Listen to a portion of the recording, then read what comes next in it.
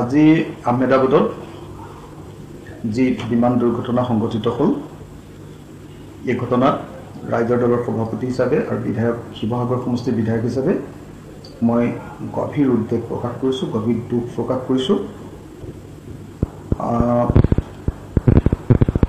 Air ইণ্ডিয়াৰ এখন international ফ্লাইটত এনেকুৱা ধৰণৰ ঘটনা সংঘটিত হোৱাটো সঁচাকৈ বহুত দুখজনক ঘটনা। মই ভাবোঁ যে সমগ্ৰ দেশজুৰি এই ঘটনাত আমি শোক প্ৰকাশ কৰা উচিত।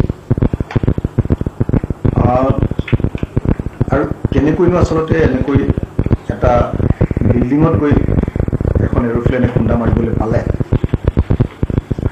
কি কাৰণত এই ঘটনা সংঘটিত হ'ল তাৰো এটা অত্যন্ত উচ্চ পৰ্যায়ৰ তদন্ত কৰাটো উচিত বুলি ভাবোঁ।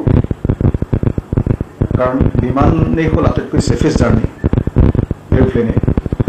তাৰপাছত যদি এনেকুৱা ধৰণৰ ঘটনা সংঘটিত হৈছে আৰু তাকো এটা বিল্ডিঙত খুন্দা মাৰি এই ঘটনা সংঘটিত হৈছে, গতিকে নিশ্চয় ইয়াৰ এটা উচ্চ পৰ্যায়ৰ তদন্ত হ'ব বুলি আমি সকলোৱে আশা প্ৰকাশ কৰিছোঁ।